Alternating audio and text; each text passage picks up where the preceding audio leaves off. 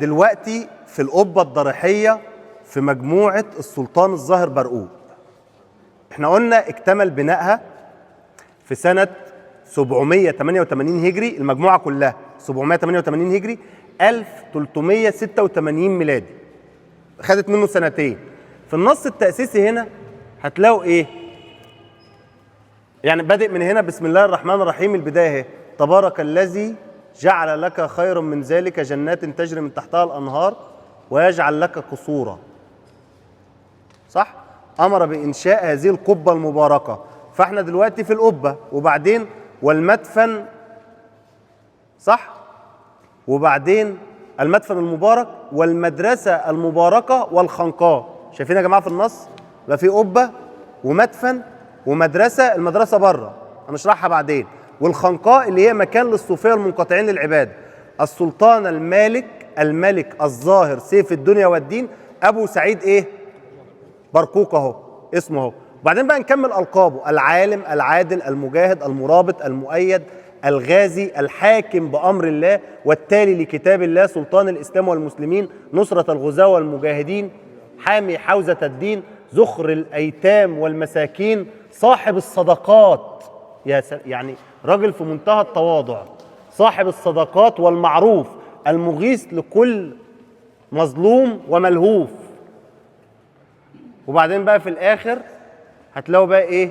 التاريخ: وكان الفراغ. في الآخر بقى التاريخ أهو، سنة كام؟ 88 و700. احنا قلنا 788 هجري. طيب القبة دي الخوذة بتاعتها كانت قلنا وقعت.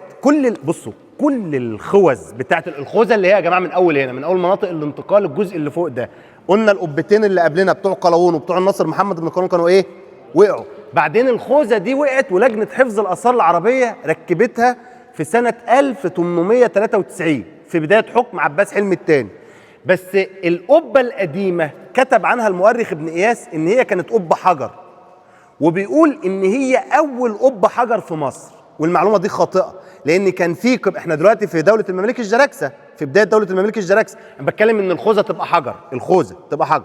ففي خوذ حجريه بس قبل دوله المماليك الجراكسه اللي هي دوله المماليك البحريه الاولى، يعني زي قبه تنكس بوغا، زي قبه أولجاي اليوسفي، قبه تنكس بوغا اللي في السيده عائشه، وقبه أولجاي اليوسفي اللي في شارع سوق السلاح. كانت الخوذه بتاعت القبه في اواخر عصر دوله المماليك البحريه ابتدت تبقى من الحجر، لكن لجنه حفظ الاثار العربيه لما عملتها من الحجر في 1893، عملتها من الاجر اللي هو الطوب المحروق. فالخوذه دي متركبه جديد. طيب القبه هنا بقى ده المدفن، وشايفين فسقيات الدفن هنا، شايفين فيه فتحه اهي اللي فيها الحلقات الحديد دي فتحه، ودي فتحه، واحده للرجال وواحده للنساء، تنزل على المدفن اللي تحت هنا تحت الارض، زي طريقه الدفن المصريه القديمه انك بتلاقي ايه؟ غرف تحت الارض. لكن السؤال هنا: هل مدفون هنا السلطان الظاهر برقوق؟ هل اتدفن هنا؟ هو بالمناسبه هو عمل القبه دي ليه؟ عشان يدفن فيها، لكن هو اتدفن فيها؟ ما اتدفنش فيها، لان برقوق لما مات في سنه 1399 او 801 هجري 1399 ميلادي، وهو في اواخر ايامه وصى ابنه فرج ان هو يدفنه فين؟ قال له: ادفني تحت اقدام الصوفيه في الصحراء خارج باب النصر. فاتعمل الخنقاء بتاعت فرج بن برقوق اللي بره، لكن ده اللي اتدفن فيها برقوق. يعني فرج بن برقوق عمل خنقاء مكان للصوفيه المنقطعين للعباده واتدفن فيها برقوق، لكن برقوق ما اتدفنش هنا. اللي اتدفن هنا مين بقى؟ اتدفن هنا والده اسمه أنس، أو تسمى أنس بعد كده، والد برقوق، واتدفن فيها برضه ابنه اسمه محمد. برقوق كان عنده 4 عيال: فرج وعبد العزيز وإبراهيم ومحمد. محمد ده اللي مات في حياته، فاتدفن فيها محمد، واتدفن فيها بنته اسمها خند فاطمة، وزوجته اسمها خند شيرين.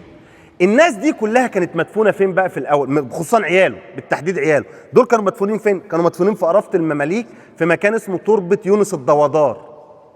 ابو برقوق وابنه ده كانوا مدفونين. شفتوا الخنقاء بتاعت فرج بن برقوق؟ جنبها في قبه، اللي راح هناك زار هتلاقوا قبه الامير يونس الدوادار اللي هو كان زميل برقوق، كان زميل برقوق في الجيش. والمناسبه يونس الدوادار ده اللي متسمى على اسمه منطقه في غزه اسمها ايه؟ خان يونس، وهو كان زميل لجركس الخليلي. شوفوا برضو او المصادفات اللي في التاريخ. مين اللي بنى المجموعه دي؟ مين اللي كان مشرف على بنائها؟ جركس الخليلي. جركس الخليلي ده كان له زميل اسمه ايه؟ يونس الدوادار. جركس الخليلي اشتهر بايه؟ بخان الخليل، ويونس الدودار اشتهر بايه؟ بخان يونس.